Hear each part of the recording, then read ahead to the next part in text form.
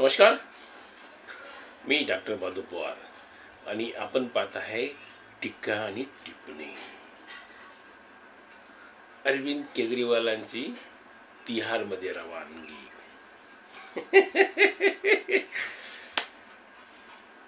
पापाचं फळ मिळणारच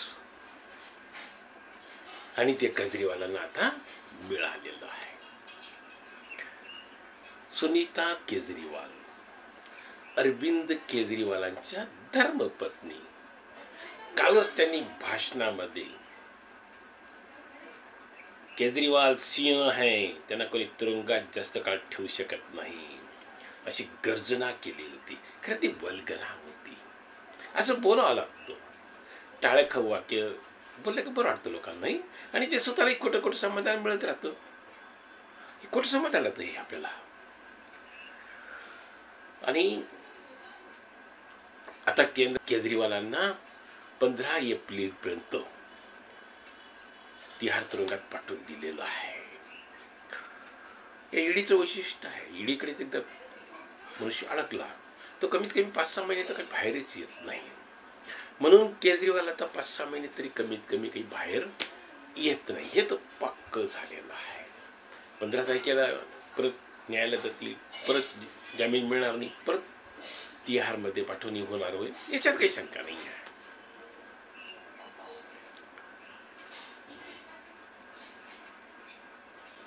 भ्रष्टाचार मुक्त भारताचं चळवळीतून केजरीवालचं नेतृत्व पुढे आलं. आणि काय झालं? भ्रष्टाचार प्रकरणी केजरीवाल तुरुंगात गेले. एक घटनाट होते, विनोदी होतं ते नाटकामधलं. तो एक पुढारी असतो आणि तो मद्यपान करत असतो. त्याच्यात मनुष्य त्याला विचारतो, अरे म्हणे दारूमुक्तीवर माझं भाषण लिहून झालं का? जो मनुष्य दारूमुक्तीवर भाषण द्यायला जाणार तो दारू पित असतो.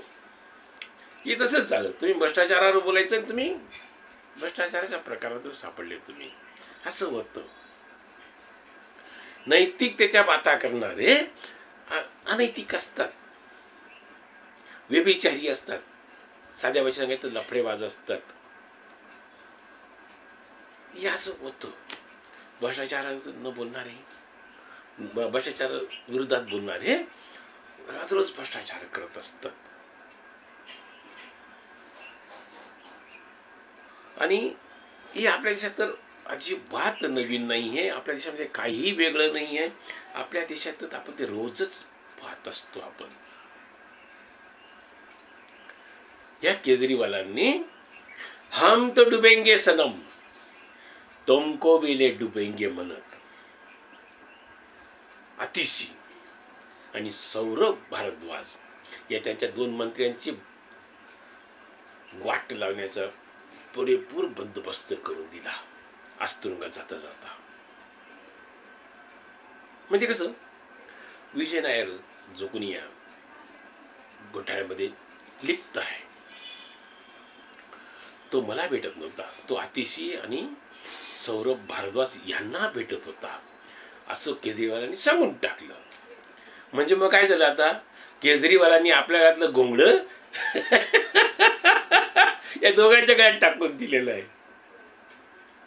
म्हणजे आता केजरीवालांनी सांगितलं म्हणून लगेच ईडी त्याच्यावर भरोसा ठेवेल, सीबीआय त्याच्यावर भरोसा ठेवेल आणि केजरीवाल सुटून असातला भाग नाही आहे. पण तर केजरीवालासोबत आतिशी ही बाई आता धावाने बोलते, ही बाई असं हसत हसत बाई टीका करत राहते, हसत हसत वक्तव्य करत राहते. आता ही बाई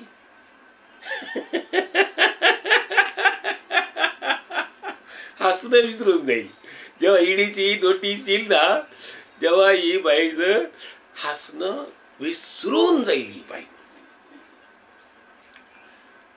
काँग्रेस पक्षाचे तर पवन खेळा म्हणून आहे, अत्यंत उद्धट, असभ्य, असंस्कृत मनुष्य. स्वतःला तर एवढा काही थोर समजतो तो मनुष्य. ते कुत्सित असतो तो मनुष्य. पत्रकार परिषदेमध्ये मोदींवर टीका करताना कुत्सित दे सडकं हसू त्या माणसाच्या चेहऱ्यावर असतो, तशी ही अतिशी. आणि आता ही अतिशी आणि जो अत्यंत तावाने पत्रकारांना मोदी विरोधात, भाजप विरोधात वगैरे वगैरेच्या विरोधात बोलत राहतो, ते दोघं जण आता मात्र ईडीच्या रडारवर येतीलच. आणि त्यांची ही रवानगी तयार झाली तर नवल वाटायला नको. सत्येंद्र जैन, मनीष सिसोदिया, संजय सिंग हे तिघं आधीच पोचलेले होते आणि आता अरविंद केजरीवाल त्यांना जाऊन भेटलेले आहेत. आता मी म्हणता येईल आपल्याला खूप जमेंगी जब मिल बैठेंगे चार यार.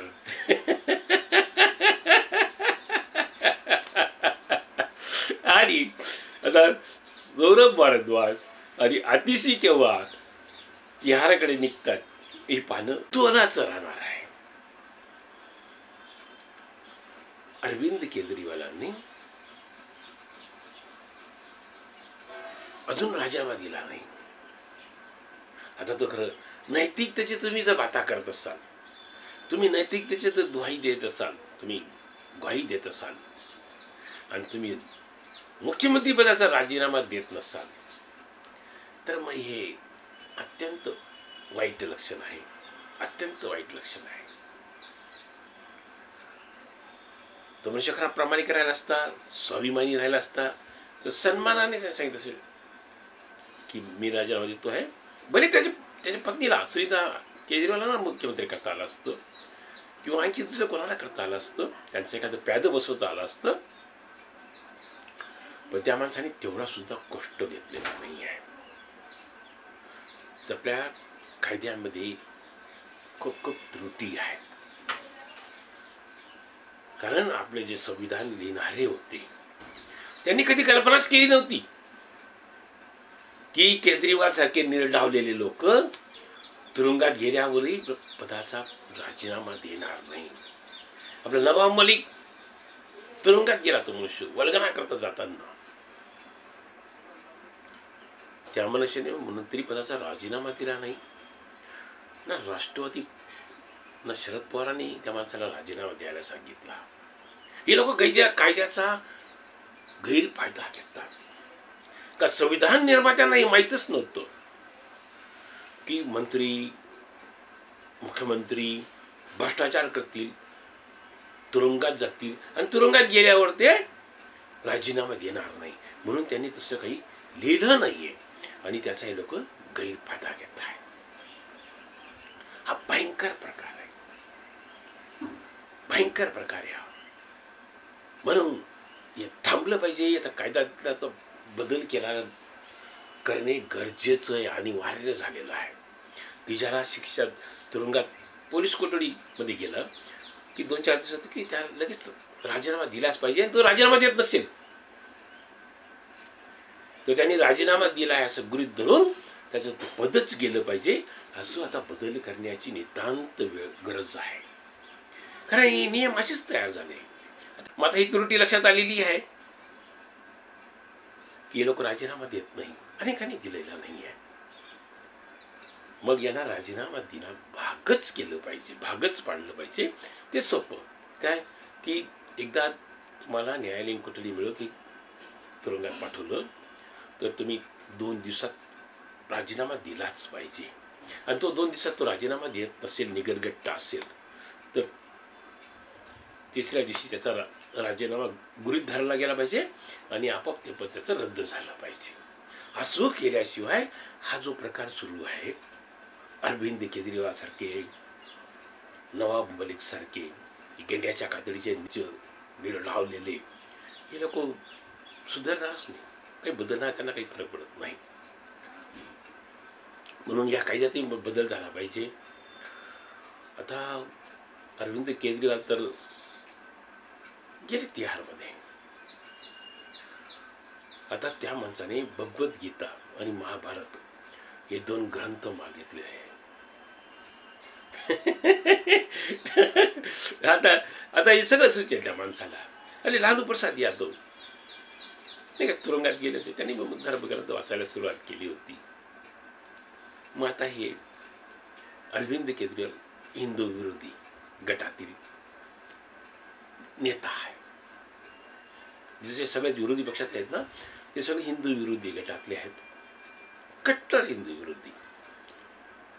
तसं अरविंद केजरीवाल सुद्धा आहे.